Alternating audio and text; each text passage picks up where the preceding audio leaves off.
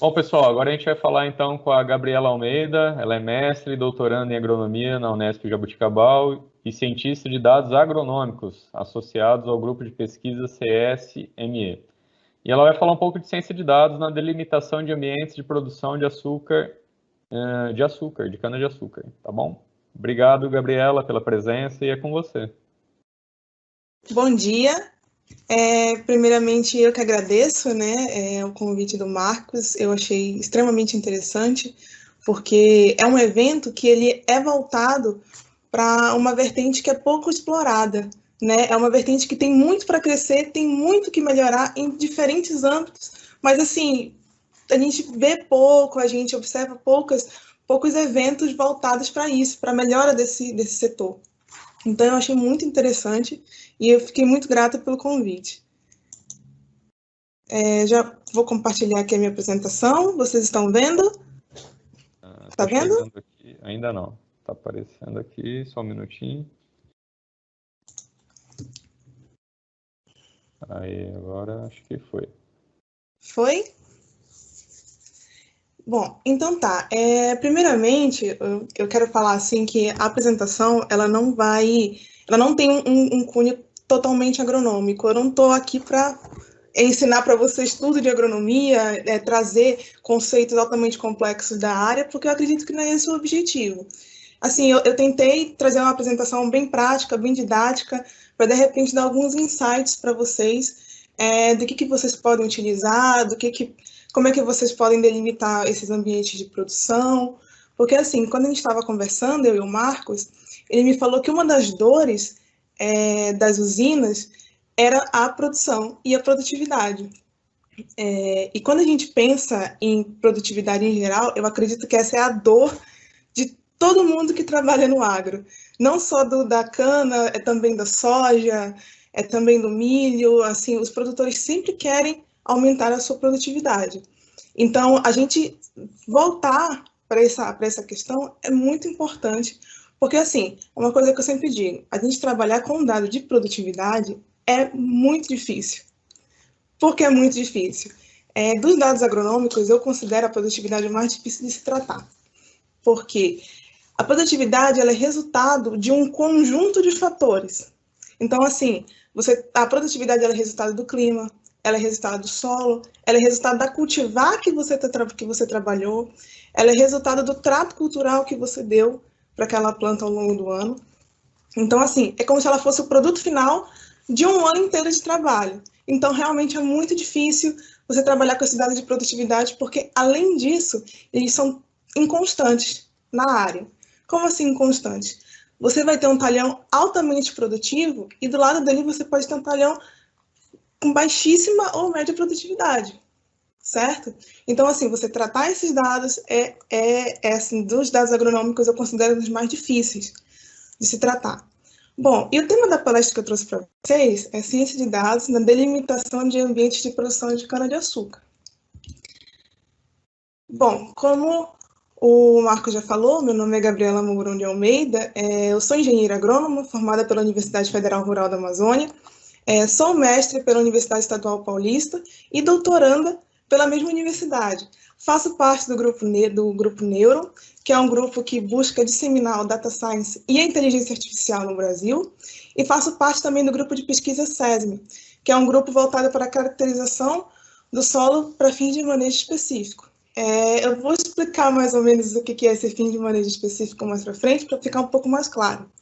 Uma coisa que eu queria falar para vocês é o seguinte, é que talvez durante a apresentação eu acabe soltando um termo um pouco mais técnico, alguma coisa que vocês não entendam, então, por favor, se eu soltar, vocês não entenderem ou alguma coisa não ficar clara, vocês podem fazer a pergunta ali na caixinha, no chat, que a gente vai esclarecer, tá? E que às vezes é muito comum a gente acabar soltando alguma coisa que acaba ficando muito no técnico. Bom, vamos começar falando um pouquinho da cultura, né? Que é a cultura estrela do nosso evento, que é a cana-de-açúcar. A cana-de-açúcar ela é uma das culturas mais tradicionais e de maior importância no mundo. Por que tradicional? A gente sabe que a cana-de-açúcar é cultivada desde os primórdios da agricultura. Foi uma das primeiras culturas a ser cultivada lá.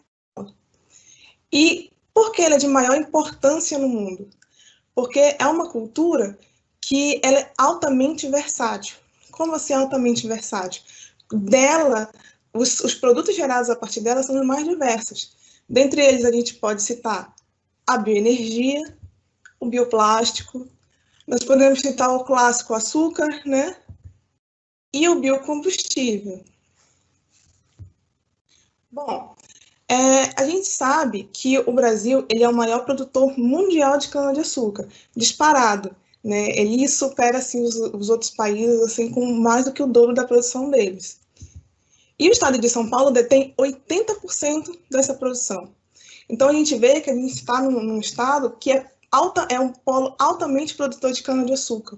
Então, a gente desenvolver tecnologia para esse setor, a gente tentar curar as dores desse setor, é de extrema importância, principalmente para o estado, porque a cana-de-açúcar movimenta muito a economia daqui de São Paulo. Bom, o evento de mudanças climáticas de Paris, da COP21 em 2015, foi determinado que a produção de etanol até o ano de 2030 deveria atingir o total de 54 bilhões de litros.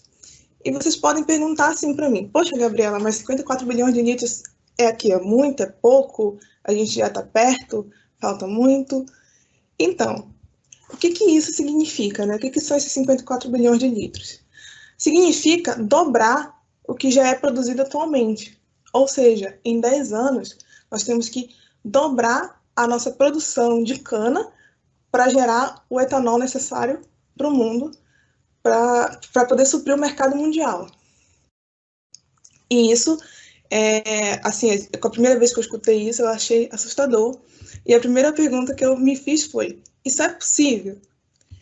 Se é possível, como é que a gente pode fazer para atingir essa produção?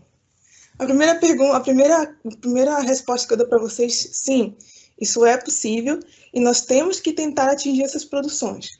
Mas como? Pesquisadores nos últimos anos, eles vêm trabalhando em duas vertentes de raciocínio.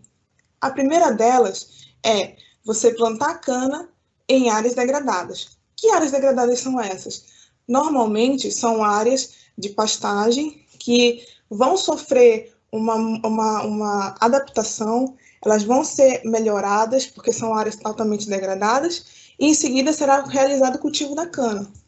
Só que esse viés, ele representa um alto custo para a indústria, porque assim, você recuperar um solo, você refazer um manejo de uma área, você deixar uma área que não estava mais apta ao plantio, deixar ela apta, isso representa um alto custo para a usina, isso interfere no preço do produto final.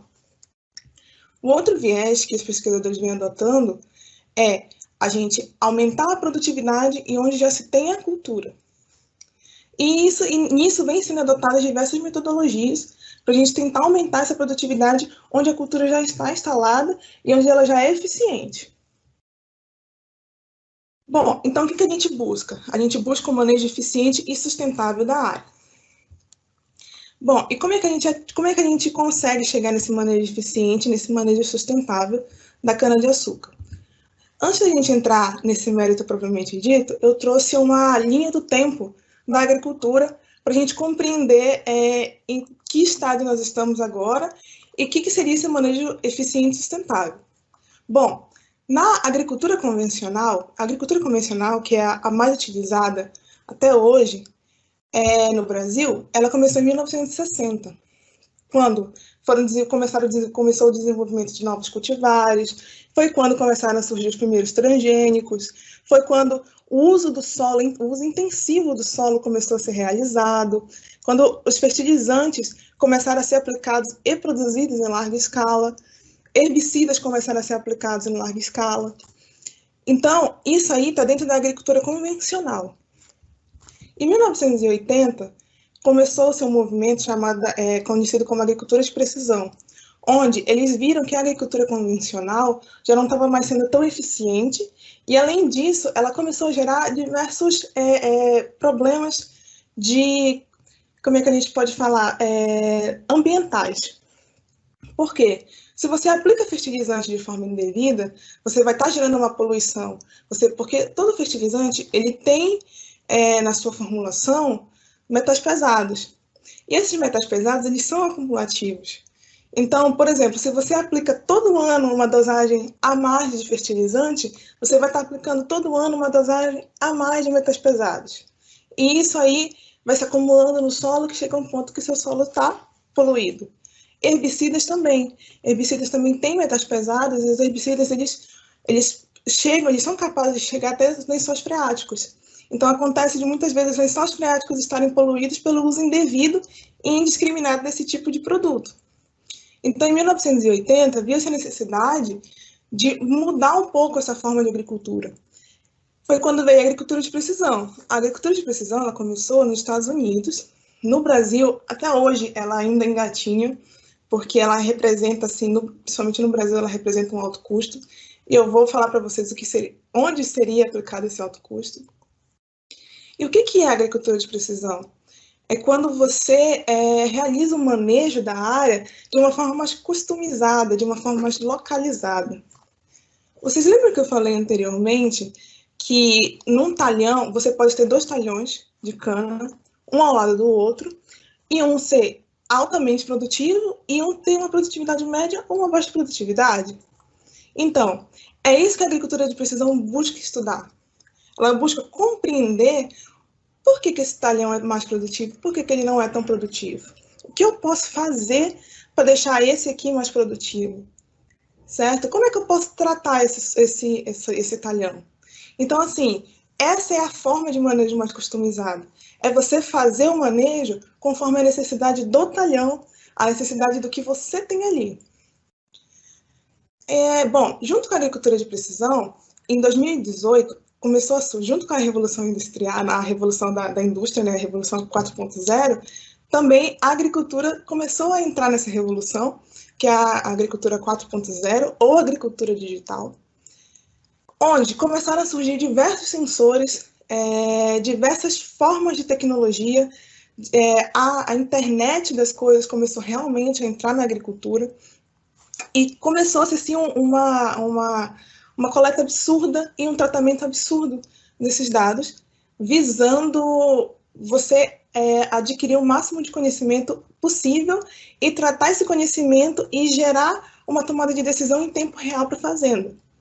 Então, assim, a agricultura de precisão e a agricultura 4.0, elas andam em paralelo. Apesar de uma ter uma diferença de idade, elas terem uma diferença de idade bem grande, mas a agricultura 4.0 ela veio para complementar, andar em paralelo com a agricultura de precisão.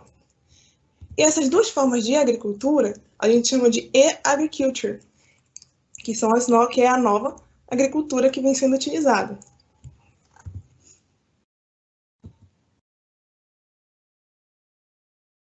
Bom, vamos falar um pouquinho mais da agricultura de precisão.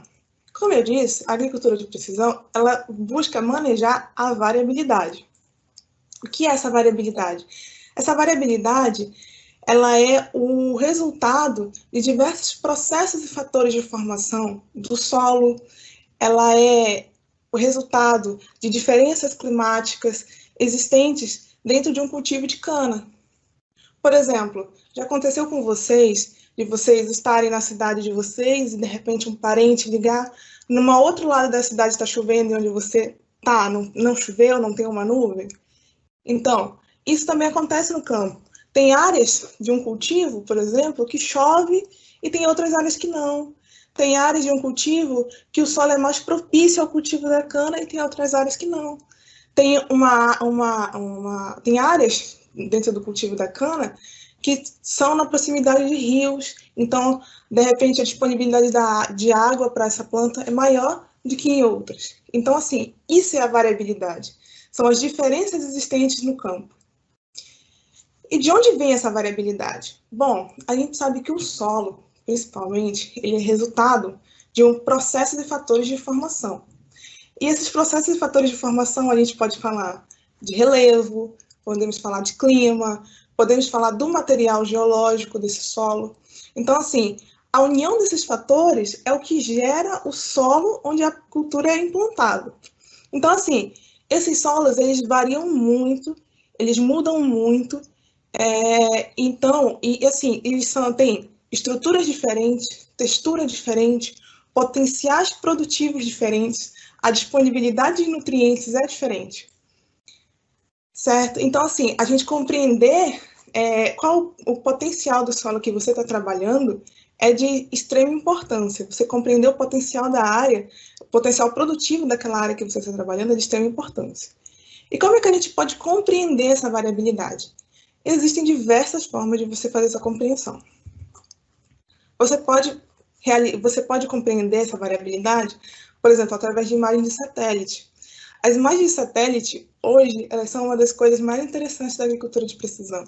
Por quê? Na sua maioria, elas são open source, você tem acesso a elas de forma gratuita. A NASA vem lançando diversos sensores que vêm gerando dados que dentro da agronomia são de difícil obtenção, algumas vezes até caros, que são, por exemplo, o de umidade do solo, que é um dado caro de você obter, e a NASA já está disponibilizando isso de forma gratuita. Outra, por exemplo, a Embrapa. A Embrapa ela já tem um aplicativo hoje onde ela já gera para você a imagem satélite tratada, ou seja, ela já gera a imagem satélite com índices da planta, por exemplo, o NDVI. O NDVI é um índice de qualidade da planta. Assim, ela te mostra o quão saudável aquela planta está. Então, por exemplo, você pode pensar em fazer agricultura de precisão assim, você pode avaliar a variabilidade de acordo com a saúde da planta baseada em imagens de satélite. Hoje, aqui no estado de São Paulo, tem já pesquisadores que eles estimam dados mineralógicos, dados de fertilidade do solo, tudo através de imagens de satélite. Então, assim, a imagem de satélite ela vem mostrando um potencial muito grande. E assim, como eu disse, ela é de fácil obtenção. Você pode obtê-la de forma gratuita. Outra forma também que a gente tem de avaliar essa variabilidade é através da geoestatística. O que é a geoestatística? É quando você tem uma amostra, você delimita um grid e com base nesse grid você coleta o solo ou a planta, o material de planta, aqui ó, nesse ponto onde você determinou o grid. E o que você faz? Você estima a distância entre esses pontos. O que está acontecendo na distância entre esses pontos? Isso é a geoestatística. E a geoestatística começou a ser usada lá em 1980, junto com o início da agricultura de precisão. E é uma técnica que até hoje é altamente utilizada e ela vem só se modernizando. Ela começou com crigagem simples, com crigagem indicatriz, e hoje ela já vem trabalhando com simulações sequenciais gaussiana. Então, assim, ela é uma técnica que vem se modernizando a cada dia e é uma das mais utilizadas hoje na agricultura, porque você consegue avaliar a variabilidade em uma escala pequena. Você consegue ver as zonas de transição, você consegue ver com perfeição as linhas onde a sua produção começa a aumentar ou começa a cair. Outra vertente também de estudo que a agricultura de precisão vem adotando é a utilização de drones. Por quê? Esses drones, eles normalmente vêm agregados de um sensor, uma câmera multiespectral, por exemplo, onde você consegue inferir diversos atributos com base nesses sensores. E em posse disso, em posse dessas informações, você consegue gerar mapas como esse aqui, olha, que eu acabei de botar aparecer no slide.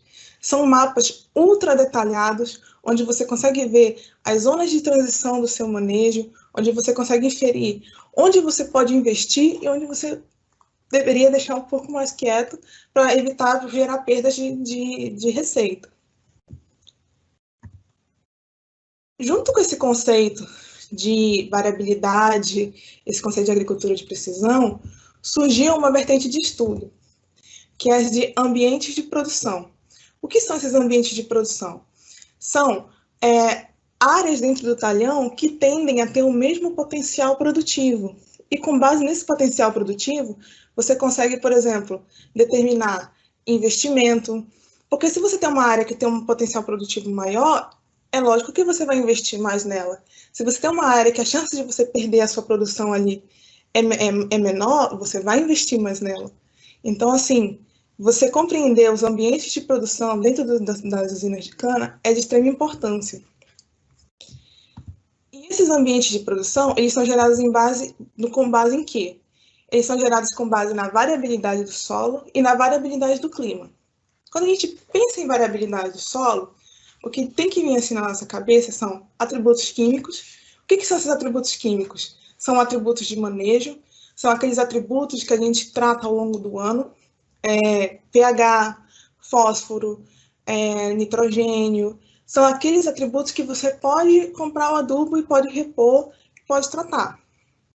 Nós temos os atributos morfológicos, físicos e mineralógicos. Esses atributos eles já são normalmente em decorrência dos fatores de formação que eu falei anteriormente. Eles já são mais de difícil manejo, eles não mudam, como os atributos químicos, eles não mudam tanto ao longo do tempo.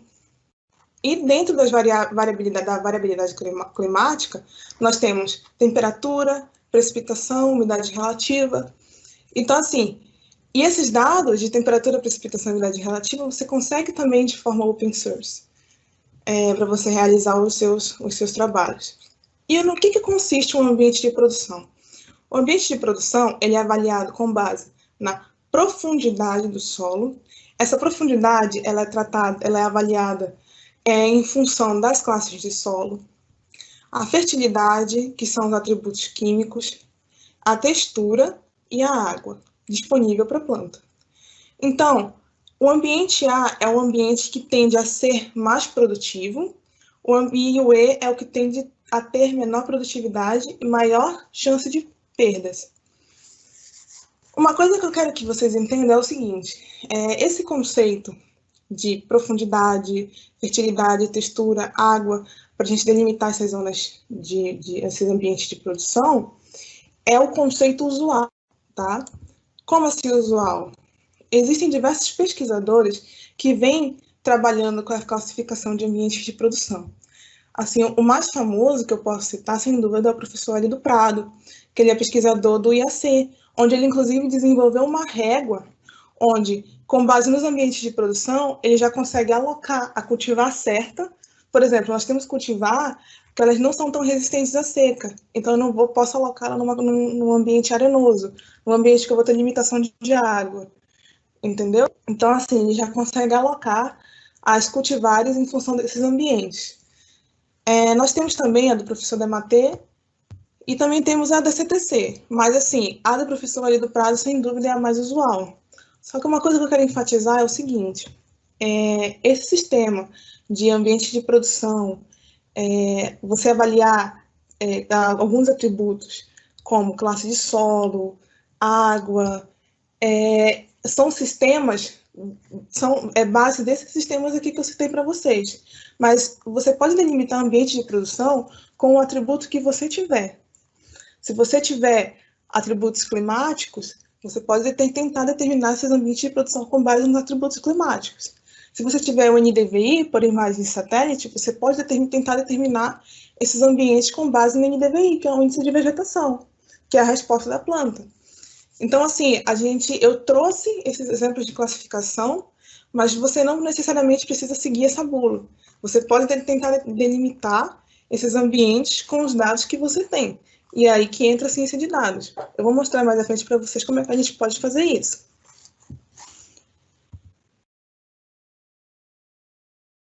Vamos lá. Quando a gente pensa num grid, isso aqui que eu botei para vocês é um grid. Esse grid aqui ele é composto por 370 amostras. Então, em cada xizinho desse foi realizado uma coleta de solo. Agora, vamos pensar. Se um xizinho desse você realizou uma coleta de solo, então você vai ter atributos químicos, atributos morfológicos, atributos mineralógicos, atributos físicos. Isso implica em quê? Alto custo. Você vai ter um alto custo para pôr isso em campo. Você vai ter um alto custo para gerar isso. A precipitação, a temperatura e a umidade relativa, elas não são tão caras como os atributos. Elas não são caras, na verdade, elas são open source, diferente dos atributos do solo.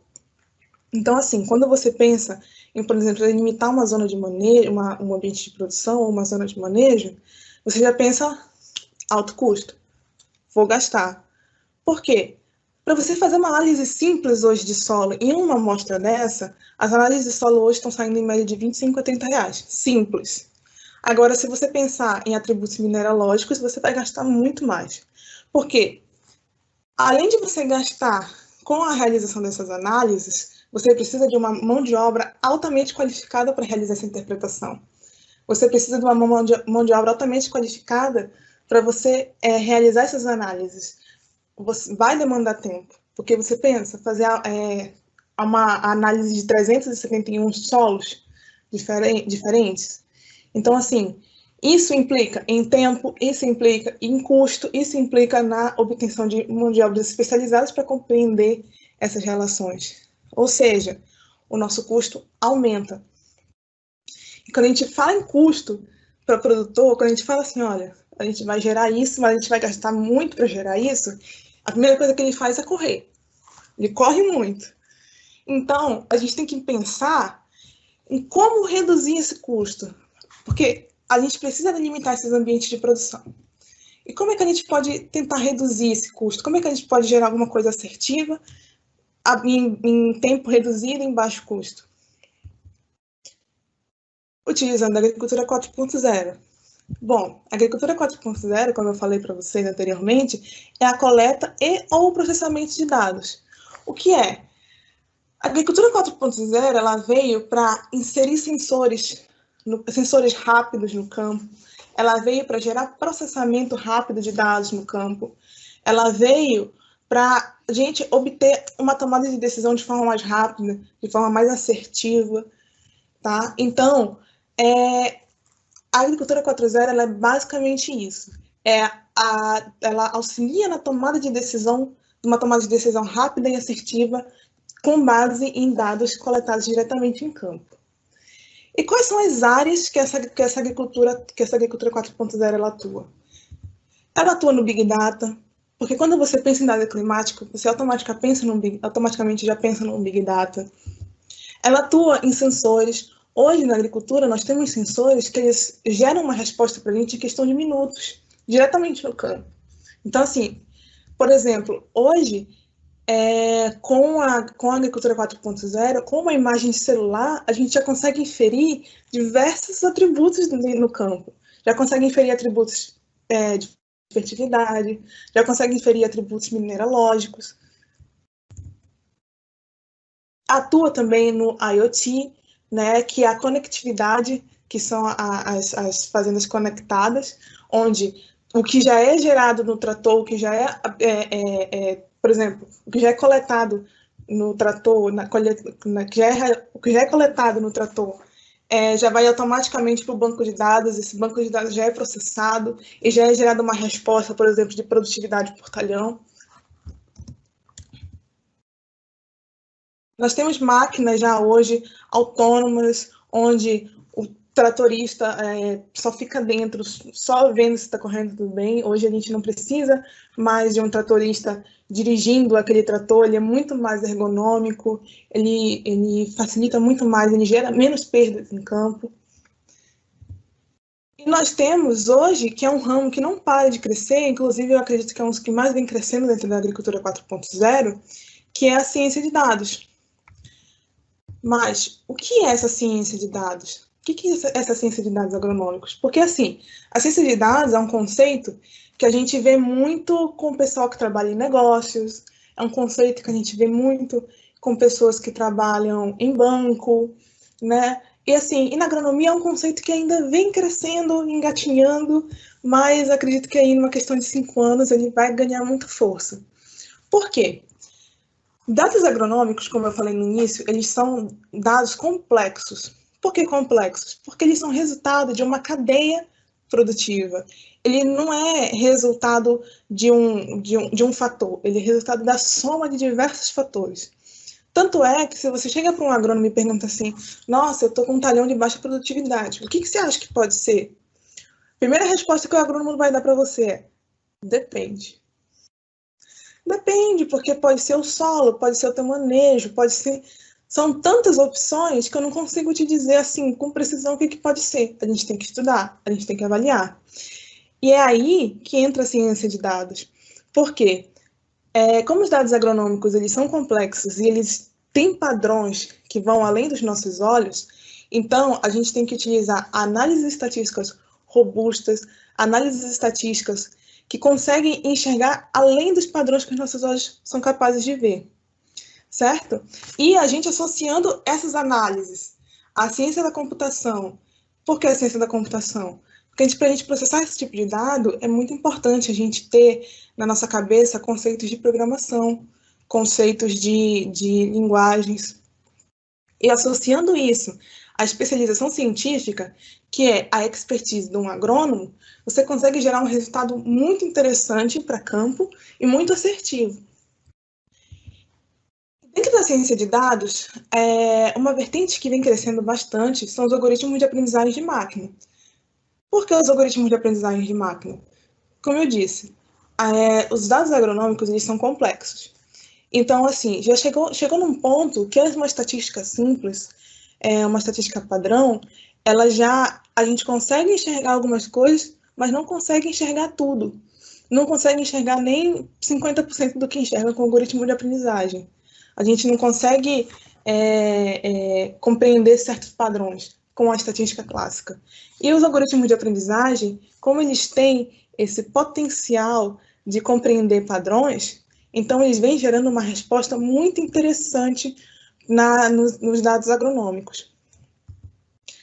A gente vem compreendendo situações que antes, com a estatística simples, com a estatística clássica, perdão, não era possível compreender. Por quê? Como eu disse, os dados agronômicos são uma soma de fatores. Então, você compreender como esses fatores se correlacionam e o nível de influência, você consegue levar isso para campo de uma forma muito mais assertiva, barateando o custo de produção e sendo muito mais eficiente e muito mais rápido. Bom, eu trouxe para vocês um case, porque assim, eu acho que é um pouco complicado, eu só ficar falando aqui para vocês, então eu trouxe um case de aplicação, tá?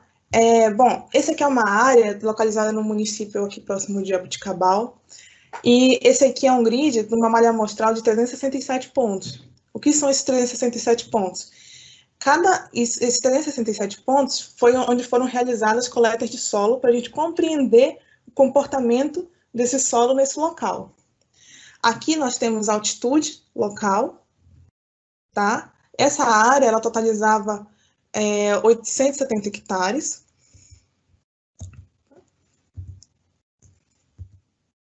Bom, o banco de dados inicial que a gente começou a trabalhar, ele era composto por 30 atributos.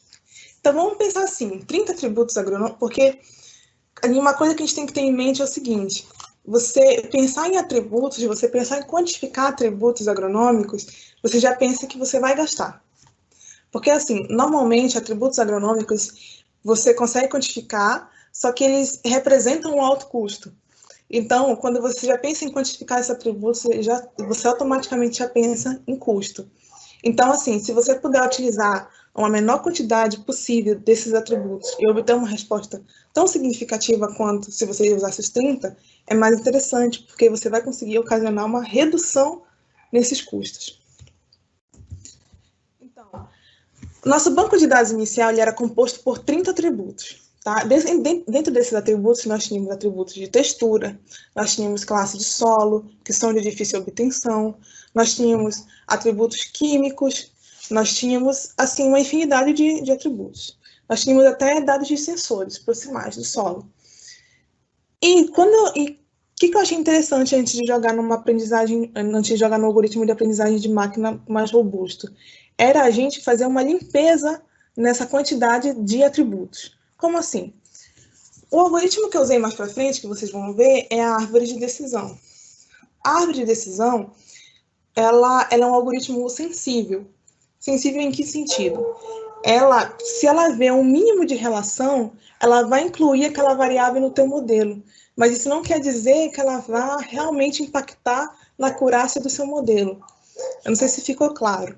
Mas, por exemplo, se ela inclui dentro do modelo, vamos supor, fósforo, ela pode incluir, ela pode observar um padrão do fósforo com alguns outros atributos para determinar esses ambientes de produção. Mas não quer dizer que ele vai estar realmente influenciando na assertividade, na acurácia do teu modelo.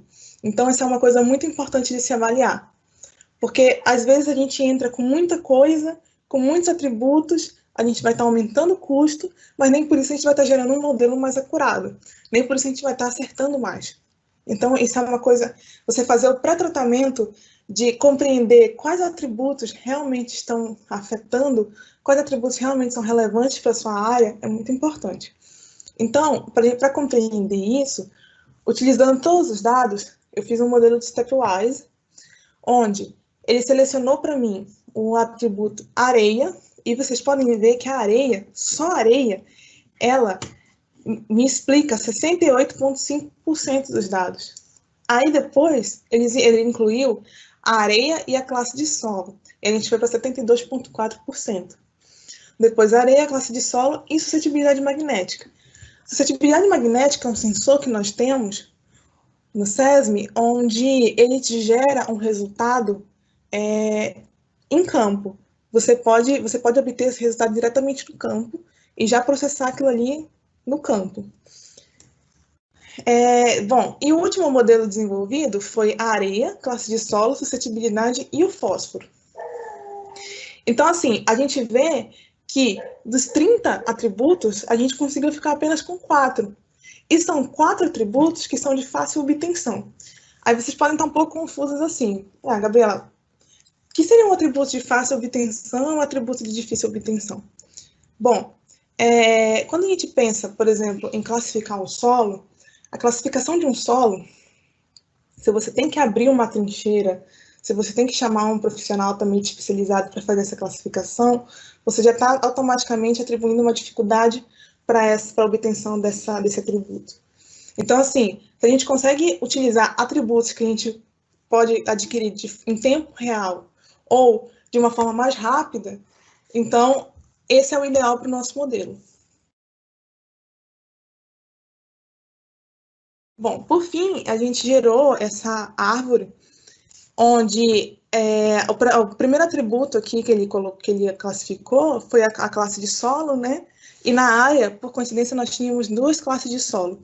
E eram classes de solos totalmente distintas, que é um latossolo, que são solos altamente argilosos, e um neossolo, que são solos altamente arenosos. Então, assim, são classes totalmente distintas e elas foram separadas com precisão pelo algoritmo. Aí depois veio a areia, onde ela agrupou solos com pouca areia como solos que tendem a ter mais produtividade.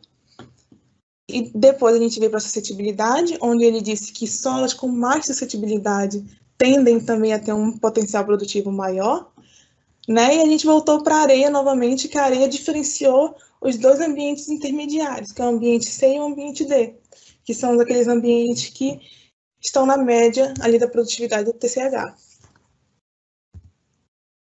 Bom, para a gente validar esse modelo, a gente utilizou a matriz de confusão, onde a gente desenvolveu diversas métricas para avaliar esse modelo. Só lembrando, para a gente testar a validade desse modelo, nós dividimos o banco de dados em 70% para treino e 30% para teste. Então, assim, essa métrica, essa matriz de confusão, ela foi feita com base nos dados de teste, ou seja, são dados totalmente inéditos. E a gente vê que eles foram altamente responsivos a esse algoritmo. Então, a gente avaliou a sensibilidade, a especificidade e a eficiência. E o coeficiente π. Desses, o mais interessante para a gente é o coeficiente π. Por quê? O coeficiente π ele não está sujeito à influência de dados desbalanceados. Porque, assim, normalmente, quando você trabalha com dado agronômico, você vai ter um banco de dados desbalanceado. O que é um banco de dados desbalanceado? É quando você tem mais observação, por exemplo, no ambiente A do que no ambiente C. Então, assim, automaticamente, se seu algoritmo observa mais, se seu algoritmo aprende mais o A, é lógico que ele vai tender a acertar mais o A do que o C, que ele observou menos, que ele compreendeu menos padrões. Então, a gente vê que o coeficiente π, ele consegue dar uma visão geral a respeito disso. E a gente vê que o ambiente C, ele foi o menos assertivo. Então, assim, pensando nisso, eu como profissional, na minha expertise, eu iria lá e recoletaria mais pontos no ambiente C para poder determinar isso de uma forma mais assertiva. Por fim, a gente desenvolveu um mapa, certo? Com os dados com os ambientes feitos, delimitados de forma convencional. Qual é a forma convencional? Você avaliando a profundidade, você abrindo trincheira para classificar o solo, da forma que representa um custo mais alto. E o predito, que é o que nós utilizamos, o que foi predito pela aprendizagem de máquina. E a gente vê que as diferenças assim foram muito baixas, ele se mostrou muito assertivo, se mostrou muito semelhante ao observado. A gente pode ver que ele só errou um pouco mais no ambiente B, aqui, ó, e no ambiente C, mas era algo que a matriz já tinha mostrado para a gente, e isso é atribuído ao desbalanceamento dos dados, isso pode ser corrigido. Mas a gente vê que é uma alternativa muito, muito interessante, uma alternativa muito rápida, uma alternativa que pode gerar pode gerar um aumento de receita para as usinas de cana.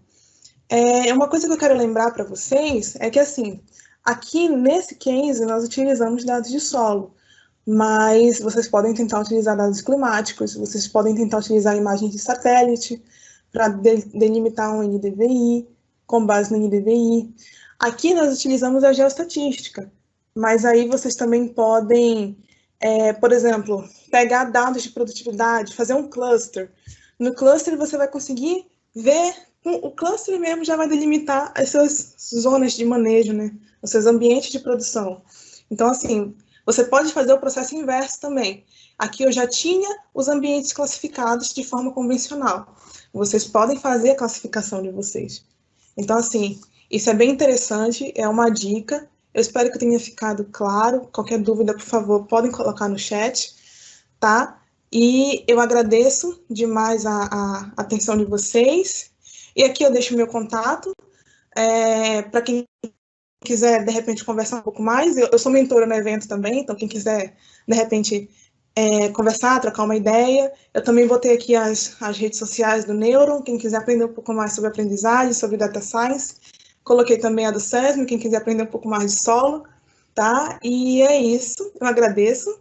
Muito obrigada. Marcos? Opa.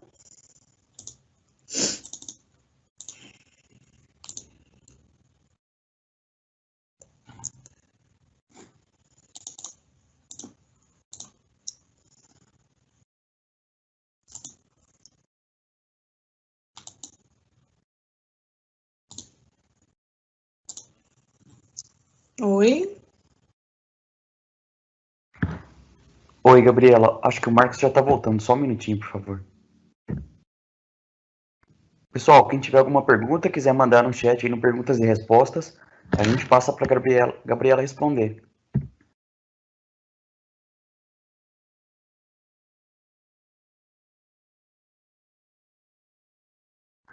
Gabriela, tem uma pergunta. O Bruno quer saber onde que ele tem acesso às imagens classificadas de área de plantio que são disponibilizadas gratuitamente. O seu microfone ele tá mudo, Gabriela. Oi, Isso, agora Bruno, foi. você consegue... Foi? Tá. Bruno, você consegue essas imagens no SAGVET? Eu posso disponibilizar lá no geral daqui a pouquinho o link. Você só tem que fazer uma continha bem rapidinha no site, mas você consegue isso aí disponível. Eles disponibilizam na hora e também disponibilizam uma série temporal. Então, você consegue, por exemplo, ver se o NDVI diminuiu em algum determinado período, se ele aumentou, quando ele aumentou, e ele dá o NDVI e o SAV, que são índices de saúde, pode-se dizer assim, da planta. Então, assim, com base nesses índices, você consegue inferir muita coisa.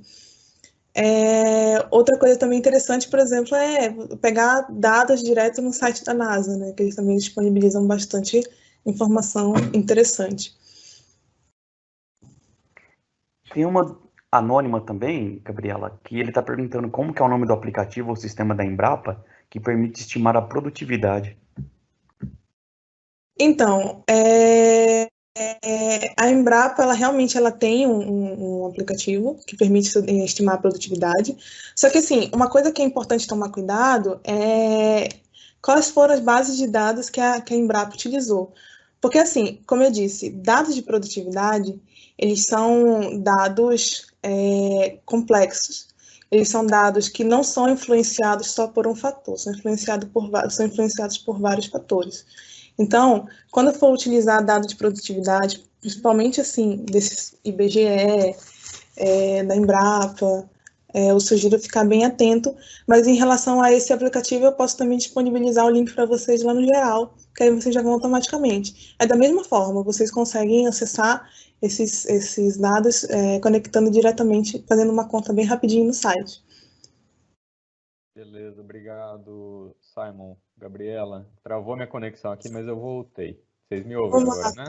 Uhum. Deixa eu falar uma coisa, bem legal o ponto que você tratou aí de que a ciência de dados pode ser utilizada para redução de custo, né? Por exemplo, numa análise de solo, você não precisava fazer todo o grid e usar as estatísticas e machine learning, inteligência artificial aí para realmente complementar os espaços onde não foram feitas análises, né? E uma outra coisa que eu tenho levantado uma bandeira aqui, que eu queria que você opinasse, a gente tem, por exemplo, a questão quando a gente fala de inovação, né, principalmente no setor de bioenergia, a gente é remetido para variedades de cana, que realmente existem muitas variedades, né, sei lá, mais de 200, etc. Uma para cada tipo de solo, clima, região, etc. Né? Então, existe uma tecnologia muito alta em cima dessas variedades. Né? Mas essas variedades levam de 6 a 8 anos para serem desenvolvidas. Né?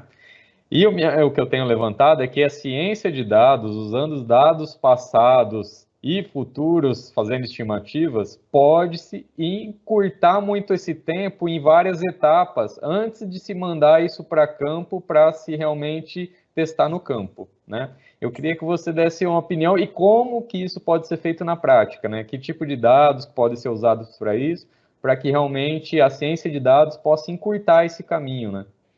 Sim.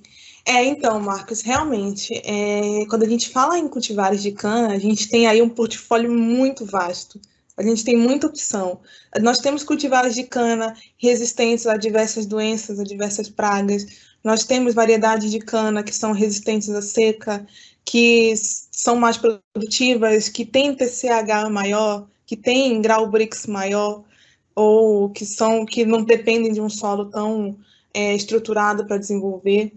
Mas essa questão que você falou realmente, quando você pensa em melhoramento genético, para começar o melhoramento genético, a gente pensa ali pelo menos 6, 7 anos. Mas assim, dependendo da cultivar, dependendo da resposta dela, a gente pode chegar até 20 nesse processo. E outra, é um processo caro, é um processo de alto custo. Por quê? Você precisa de uma mão de obra também especializada. E assim, o processo para você gerar uma cultivar, por exemplo, quando você gera, por exemplo, 500 plantas a priori. Dessas 500 você tira 200. Aí depois dessas 200 você tira 100 e você vai eliminando. Só que à medida que você vai eliminando, esse custo vai acrescentando. Então, assim, se a gente pensar na ciência de dados para a gente encurtar esse caminho, primeiro, determinar quais atributos é necessário realmente que aquela cultura, que aquela cana tenha. Por exemplo, se eu pretendo gerar uma cana para um solo menos estruturado, um solo arenoso, eu preciso de uma cana o quê? Que ela seja um pouco mais resistente à seca, né? Se ela tem que ser mais resistente à seca, então, mas assim, ela tem que ser resistente à seca, mas mesmo assim ela tem que ter um alto grau Brix, porque senão ela não vai ser uma cana de qualidade, ela vai ser uma cana inferior. Então, a gente pode fazer a triagem, ao invés de você ficar testando diferentes genótipos, com a ciência de dados, você pode pré-selecionar esses genótipos e só cruzar os genótipos que têm a característica de interesse. Entendeu? Ao invés de eu ficar testando, vamos ver esse aqui, assim, um tiro no escuro, vamos ver se o genótipo 1 e o genótipo 2 dá alguma coisa que eu quero. Não. eu sei, vamos fazer com a ciência de dados, vamos fazer um cluster, vamos fazer uma aprendizagem de máquina, onde ele me diga que a soma dessas características eu tendo a gerar essa cultivar que vai suprir a necessidade que eu estou precisando, né? Se é uma cultivar resistente à seca, se é uma cultivar resistente a uma doença, a uma praga. Então, assim, a ciência de dados ela pode encurtar muito esse processo. A gente compreender, hoje, uma coisa que a gente comenta muito lá no Neuro, é que a gente compreender dados, hoje, os dados é o novo petróleo, né? A gente compreender dados, a gente ter dados na mão e conseguir extrair informação útil desses dados brutos, assim, de extrema importância e é o diferencial no mercado hoje. Hoje o pessoal não quer mais gastar dinheiro gerando informação. Eles querem tirar a informação do que eles já têm. Então, assim, respondendo a questão da cultivar que você falou, é realmente isso, é a gente pegar essas cultivares já existentes, a gente utilizar a ciência de dados, cruzar esses dados de necessidade para o ambiente que você precisa dessa cultivar, para gerar uma mais assertiva, sem que a gente tenha que precisar ficar atirando no escuro para acertar no genótipo adequado. Legal. Não, é exatamente isso. A gente tem falado desde o início que usar a tecnologia realmente para encurtar esses caminhos. Igual você falou, não ficar testando, né? Olha, testa esse, vê se funciona. A tecnologia ela pode ser usada para isso. E não só no campo, né? A gente falou na gestão, por exemplo, criar simuladores, né, para simular safras, como vai ser a safra sem que ela ocorra, né? Ou seja, essa tecnologia pode ser usada não só na produção, mas em todas as áreas, né? E outra, uma coisa que vem crescendo bastante na agricultura também é os sensores. Por quê? Os sensores, você consegue obter resultados com sensores, por exemplo, que você demoraria 2, 3 semanas para obter com uma análise de solo comum. Outra, o sensor você não precisa... Eu não sei se todos já tiveram acesso a uma coleta de solo, ao quão custoso é uma coleta de solo, mas, assim, ela demanda uma mão de obra muito grande, ela é muito desgastante, é trabalhosa, é cara. Então, assim, quando você pensa num sensor onde você pega ali 3 gramas de solo e bate o sensor diretamente no campo e você já gera uma informação útil para você, assim, isso para agrônomo chega a dar um alívio, porque realmente a coleta de solo ela é muito custosa. Só que esses sensores, que é uma problemática, mas para a gente é uma oportunidade. Esses sensores, eles não te geram um conhecimento direto. Como assim um conhecimento direto? Eles não vêm como uma análise de solo. Olha, você tem tanto de pH, seu pH está tanto, seu fósforo está tanto. Não. Você tem que ser cientista de dados para você conseguir extrair o conhecimento daqueles dados que foram gerados. Foi gerado um dado. Agora você tem que extrair esse conhecimento. Ele não está ali exposto, visível para você. Legal. Não, Gabriela, muito obrigado. Acho que foi bem enriquecedor. E lembrando a todos que a Gabriela vai estar aí na mentoria, pode chamar ela para tirar mais dúvidas e aprofundar um pouco mais nesses temas e como vocês podem extrair isso dos dados, né, Gabriela? Isso. Eu que agradeço, Marcos, a oportunidade. Obrigada, viu? E qualquer dúvida, pessoal, é só chamar lá no chat. Tá bom, obrigado, Gabriela. Obrigada. Bom, valeu.